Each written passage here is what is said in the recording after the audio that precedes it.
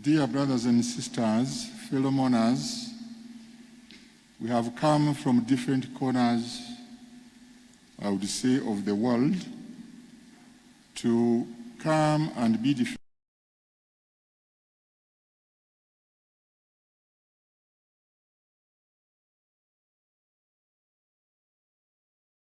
All of you here present. However, allow me to recognize the following to represent the different categories of people here seated. Your Excellency, the Vice President of the Republic of Uganda, Your Excellency, the Apostolic Nuncio to Uganda, Your Excellency, the Apostolic Nuncio to Belgium, Netherlands, and Luxembourg, Your Graces, the Archbishops, Your Excellencies, Your Lordships, the Bishops from Uganda and from outside, Cabinet Ministers and Members of Parliament, Mama Nabagereka, Owekitiibwa Katikkiro, Your Lordship, Bishop from Namirembe, Church of Uganda, the representative of the Mufti of Uganda, the representative from the Orthodox Church, my brother priests, religious, heads of the laity from the different dioceses, ladies and gentlemen, thank you for coming to witness this memorial event when we bid farewell to our brother Cyprian. As we mourn him, God has remained the same as it has been indicated by the Mother Church, the readings that have been given to us for the octave week. And reading them, they speak to us, they console us, and they give us the way forward after the death of our brother. Today, Jesus has appeared again to those men whom he had met on his way to Emmaus, where he had revealed himself to them that he was risen. And at the end of that encounter, he commissioned his disciples to go and bear witness to him throughout the world. The gospel has told us that. The first reading informs us about the work of the apostles. Peter, making a miracle to help that man walk. He was born lame. Peter enabled him to walk. Peter was not a comedian. He was not a wonder maker, but he was fulfilling what Christ sent them to do, preach the good news. And as Pope Francis emphasizes, preach the joy of the gospel. And that man started walking. Many people were surprised. But that's why Peter is asking them, don't praise us, but praise him whom you crucified. He is risen, and he is the one who is doing these great things. God chose Cyprian Kizito Lwanga in his early days as a young boy to join the seminary, and he was ordained priest on the 8th April 1978. So this very day, when we are sending him off was the day when he was ordained priest in this very cathedral by the late Cardinal Emmanuel Nsubuga. So he's celebrating, shall we say, 43 years as a priest. And talking with him, he has been telling us that next year he would be celebrating 25 years as a bishop. And he had started the gear of preparing himself and others to celebrate that jubilee. God never goes wrong. If he has called him now, the Lord has appreciated the work he has done. And for the work that Archbishop Lwanga has done, he has not done it for himself, but as his motto, episcopal motto, reads, pray and work so that they may have life to the full. He has preached the word of God. He has helped people in the different areas of socio-economic life, and that has been intended to preach the good news and to help people have life to the full. Those of us who are remaining behind, whom he has left behind, let us work hard together to keep his legacy. And let us learn from him that we are created by God to obey him, to love him, and to love our neighbor.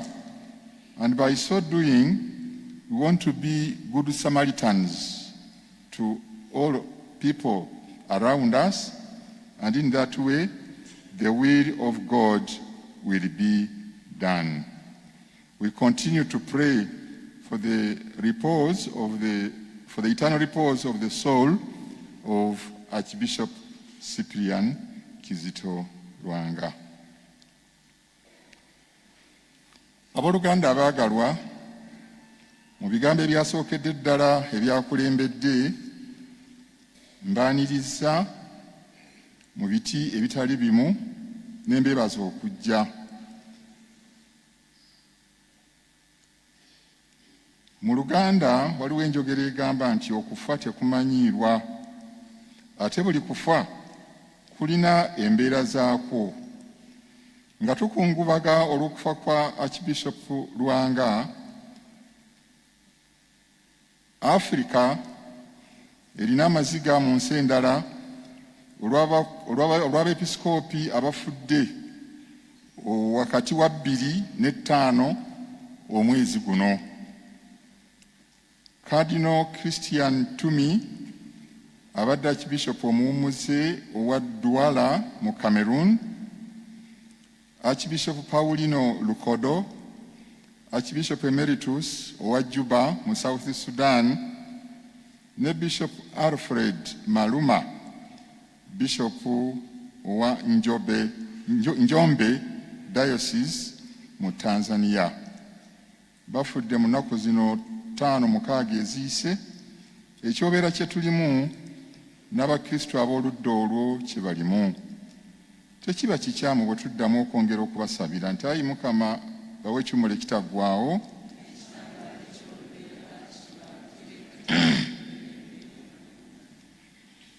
okufa tekumanyiirwa, ate buli kufa kulina embeera zaakwo nga za njawulo ku buli mulundi. Ku lw'omukaaga oluwedde olwabadde olw'omukaaga olutukuvu, twafuna amawulire ag'entiisa agabika Archbishop Cyprian Kizito Lwanga nti Omukama amuyise. Buli omu yagafuna bubwe obeera mu ngeri ye, naye ky'okuŋŋaanya ky'osanga awamu oba ekyawamu nti buli eyabuulirwanga nga kizibu okukkiriza amawulire ago nti matuufu, anti omuntu gwe twali tulabye ku Lwokutaano olutukuvu ng'ali e Namirembe n'Abakristu n'Abakristaayo mu kusoma essaala y'ekkubo ly'omusaalaba, Archbishop Lwanga yalabika nga mulamu ddala, mulamu tteke. Ku lw'omukaaga olwo nali wange eka Mityana nga nteekateeka okusoma kwaffe okw'akawungeezi ate n'emmisa ey'enkeera n'ennaku eziddako. Bwe nafunira essimu eyakuba yasooka kwogera ebya bulijjo, naye oluvannyuma yaŋŋamba nti, Bishop, ekiddako nkusaba oba oyimiridde sooka otuule. Muntu musaazisaazi. Nalowooza nti yali mu byakusaaga, ne mugamba naawe leka kusaaga, ndi bize. Naye yaŋŋamba nti nkitegeeza. Ne mugamba nti kituufu nange ndi muwulize, kankuwulirize. Kituufu nali nyimiridde kuba oluusi network tefunika bulungi wonna bw'onoonya network. Ne mugamba kale kantuule, ne ntuula. N'alyoka ambikira. Nange sakkiririzaawo. Namugamba konze omuntu gwe nnalabye eggulo nga mulamu tteke, ate kati kiki ekiguddewo? N'aŋŋamba nti kituufu ab'e Lubaga batutegeezezza amawulire ago, n'abasawo batuuseewo bakikakasizza. Abooluganda baagalwa, ffenna ndowooza embeera eyo tugiyiseemu, tebadde nnyangu.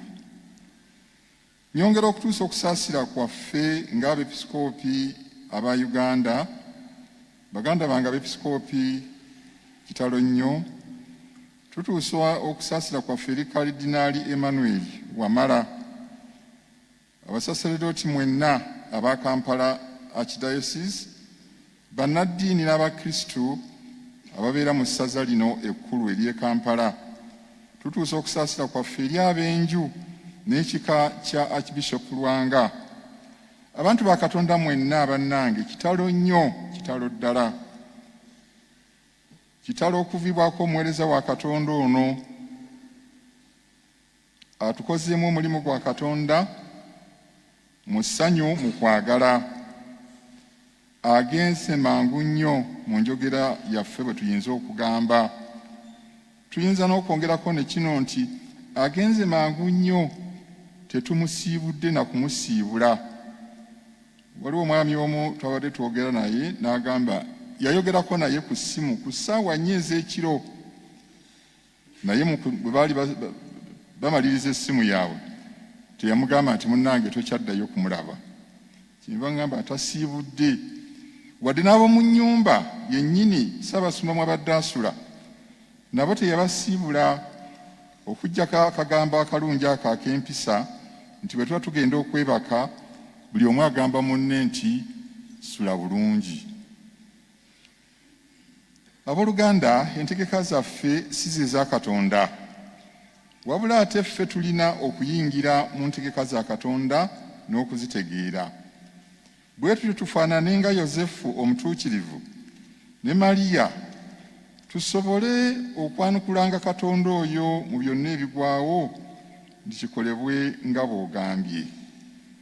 Obulamu bwa Yozefu omutuukirivu n'obwa Maliya bwalingamu okusoomoozebwa kw'amaanyi nnyo, oluusi n'okukyusa enteekateeka zaabwe ez'obulamu. Naye Katonda bwe yayingirangawo nga bamugamba kikolebwe nga bw'ogambye, n'okukkiriza, ate Katonda bw'atyo n'ayongera okubakozesa mu mirimu gye. Katonda ayisizza Archbishop Lwanga n'amutwala ewuwe, amuyise mu budde obw'ekisiibo ng'akimalirizza ennaku 4 nga ziweddeko. Bw'atyo n'amutuusa ne ku Kalivaaliyo, ndi ku lusozi oba akasozi ako ak'e Namirembe, gye baali nga basoma ekkubo ly'omusaalaba ku Lwokutaano olutukuvu. Mu kiro ekyakeesezza olw'omukaaga olutukuvu, awo Mukama we yakonkonera ku luggi lwe n'amutwala. Mu maaso gaffe teyasobola kwetaba mu kasiki ka Pasika ku Lwomukaaga wadde okukuza Sande ey'amazuukira. Naye Katonda olw'okuba yali amuteeseteese amututte, aleluya ffe gye twayimbira wano ku nsi ku Lwomukaaga akawungeezi ne ku Sande eya Pasika, tuyinza okugamba nti Archbishop Lwanga agiyimbye n'abamalayika n'abo abaamukulemberamu nga mwe muli ne bazadde be, baganda be abamu Omukama be yayita, abasasalooti b'essaza n'emikwano gye byonna abavudde mu nsi eno. Ffenno twagenze okuyimba aleluya nga munnaffe ali mu nsi ndala, ensi eyo Omukama gye yamutegekera era gy'amututte. Mu mwoyo tusoma naye Pasika. Kyonoova olaba nti ne wiiki eno gye tuyita ey'okutaava, amasomo ago tugasomye nga weewaawo tukungubaga, naye nga googera kinene nnyo gye tuli. N'olwaleero amasomo ge muwulidde agatusomeddwa geego ag'Olwokuna mu wiiki ya Pasika, mu wiiki eya Okutaava. Tusoma okumusabira, ate ng'eno bwe tutwala essaala zaffe eri Katonda, ebyo ebitubulirwa mu Okutaava ya Pasika eno naffe tusobole okubituukiriza. Awo nno nga bwe tugamba nti ekigambo kya Katonda kisigala nga kiramu bulijjo, ekigambo kya Katonda kye tuwulidde mu mmisa eno, ate nga nkakasa ne mu nsi yonna abasoma Olwokuna luno olwa Pasika, amasomo ge basomye, Omukama alina engeri gy'ayogera gye tuli ffe abakungubaga. Okuva Archbishop Lwanga lwe yavudde mu bulamu bw'ensi eno, twogedde bingi ebimukwatako. Okumwebaza omulimu gw'akoze ne tugusiima, tusiimye ebirungi bingi by'akoze, obuweereza bwe, emikwano oba omukwano gw'atulaze, okwegayirira ne Katonda, ate n'ekigambo kya Katonda n'amasakalamentu okubituusa mu bulamu bw'abantu naddala ab'essaza lino. Bingi sijja kubiddamu wano, nkakasa tubadde tubiwulira, twebaza emikutu naddala ku television ne rediyo, babadde batuwa ebimukwatako n'ebifuddeyo. Akatabo ke mukutte nako kalimu ebikwata ku mugenzi ne byakoze, seetaaga kubiddamu. Tujjukire nti omukulu ono mu buweereza bwe yabutandikira tugambe mu seminaaliyo nga ategeezezza bazadde be ne bwana mukulu ndowooza ow'ekigo ky'e Naggalama nti yali ayagala okufuuka omusaseredooti, n'ayingira seminaaliyo e Nnyenga. Tunuulira nno amaanyi ga Katonda n'obuyinza bwe. Omuseminaaliyo oyo Cyprian Lwanga yafuna obusaseredooti ng'ennaku z'omwezi 8 Apuli 1978 wano mu kathidro we tuli kaakati nga tuteekateeka ate kati okumusiibula oluvannyuma lw'okuweereza. Omukama kati n'amuyita. Awo nno olwaleero lwennyini giweze emyaka 43 nga musaseredooti. Ate omwaka ogujja abadde ajja kuwesa emyaka 25 nga mwepisikoopi. Era abadde alina baakoonyeeko mu kuteekateeka ekijaguzo ekyo. Abooluganda, tuzze kwebaza Katonda olwa Archbishop Lwanga byakoze. Tuzze okumusabira naye ate era naffe okwesabira. Mu Vvanjiri Yesu alabikidde abayigirizwa be ng'amaze okuzuukira. Twasoose okumuwulyako n'abantu be bamu bwe basisinkana nga bagenda Emmaus. Mu bigambo by'ayogedde olwaleero njagala okuggumiza bino. kambyogerenga bwe biri, I quote, emirembe gibe ku mmwe, nze nzuuno muleke kutya. Mbikomyawo, end of quote. Ebigambo biri ebisoose ebikwata ku mirembe, emirembe gibe nammwe, bigambo bya ssanyu, kulamusa, ennamusa eyakozesebwa ne mu kitabo ekitukuvu. Ennamusa eyo jjukira bamalayika ba Katonda baatuma batera okukozesa ebigambo ebyo mu kulamusa abantu abo Katonda gy'aba batumye. Mpayo byakulabirako bibiri. Malayika Gabulyeri bwe yatumibwa eri Bikira Mariya, bwe yamutuukako ye nnamusa gye yamulamusaamu. Mariya yatya.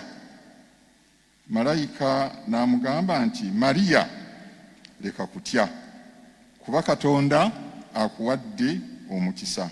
Bigambo ebyo tubisanga mu Vvanjiri ya Luka omutwe ogusooka olunyiriri lwa 28 n'okweyongerayo. Awalala, malayika bwe yatumibwa okugenda eri abasumba b'endiga, malayika oyo n'ababuulira nti omulokozi azaaliddwa e Betelehemu. Malayika yakozesa ebigambo bye bimu. Ate era n'akomyawo ekigambo kiri kye tuwulidde ne Yesu agamba abayigirizwa be. Yagamba abalunzi oba abalaala abo, muleke kutya, kuba anti mbaleetera amawulire ag'essanyu eringi. Vvanjiri ya Luka omutwe ogwokubiri olunyiriri olw'ekkumi n'okweyongerayo. Ebyo byonna bitusomeddwa. Tukole ki? Ffe abali mu nnaku, ffe abali mu kyobeera ky'okufiirwa omwagalwa waffe Archbishop Lwanga, tulina ennaku. Naffe tuli mu kutya.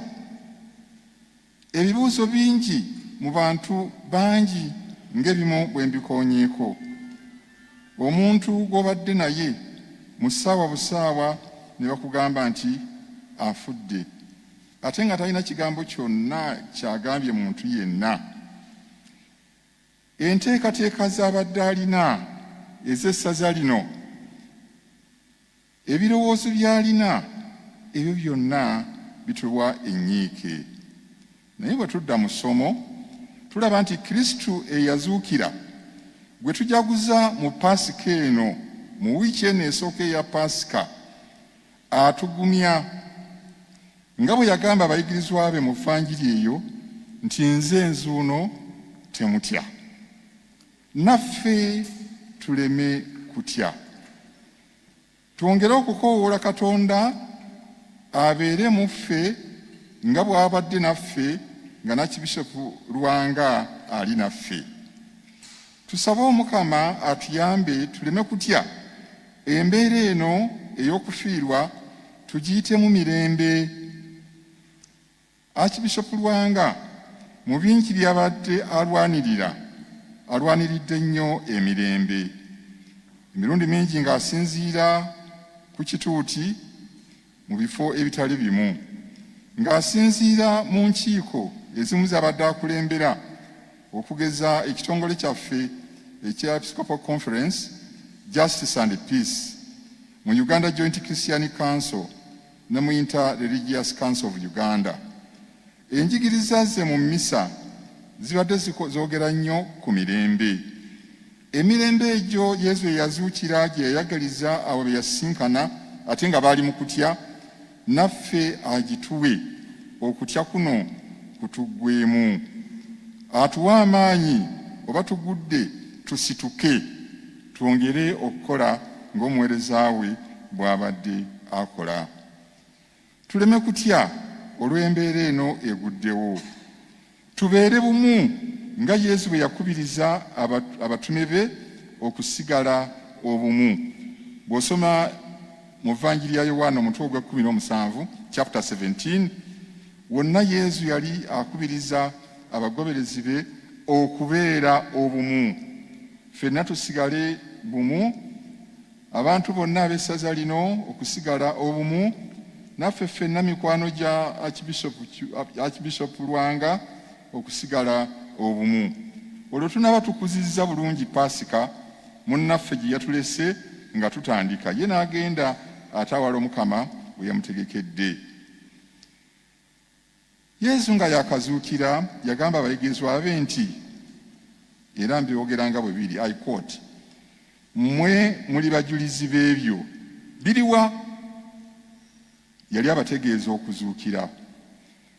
Peetero kyeyava atandika ne banne omulimu ogulaga nti Kristo yazuukira. Mu ssomo erisoose tuwulidde kyaliwo jjo, bakinnyonnyola jjo mu vanjiri ya jjo gye twasoma, naye olwaleero ebigambo ebyo byongedde okutawaanya obwongo bw'abantu abamu. Peetero kwe kunnyonnyola. Peetero yawonya omusajja omulema, yali mulema okuviira ddala mu lubuto lwa nnyina. Olwaleero mu ssomo eryo tuwulidde nga Peetero abagamba nti mwewuunya ki? Muleme kugamba nti ekyo ffe tukikoze ku bwaffe, naye Kristo gwe mwasalira omusango ne mumukomerera ne mumutta yazuukira, yawonyezza omusajja oyo eyazaalibwa nga mulema. Peetero bw'atyo n'ajulira Yesu eyazuukira. Peetero yali tanoonya kufuna kitiibwa, wabula yali ajulira Kristo eyazuukira. Bw'atyo Peetero yayamba okuleeta Kristo mu bulamu bw'omusajja oyo. Naffe eno tuleme kutya kujulira Kristo eyazuukira n'atuwa emirembe. Archbishop Lwanga akoze ebintu bingi, ngambye sijja kubimenya wano, anti byogeddwa nga byeŋŋambye mu mitendera egitali gimu. Nga Peetero mu ssomo eryo erisoose ne Archbishop Lwanga akoze ebirungi bingi, oyinza oziyita projects ng'ajulira Archbishop Lwanga. Byakoze kubadde kwagala Katonda n'okwagala bantu banne. Naffe twagalanenga, naffe tukole ebyo ebigwanye okukolebwa Omukristo, abantu balabe ekitangaala kyaffe, bawe Katonda ettendo n'ekitiibwa. Naffe n'abooluganda, essaala yaffe eya leero si yeebeesembayo, wabula tusigale nga bulijjo nga tumusabira Omukama amuwe empeera olw'ebirungi by'akoze, ate nga atuuseeyo Omukama gy'ali ayongere naffe okutusabira. Ayi Mukama muwe ekiwummulo ekitaggwaawo,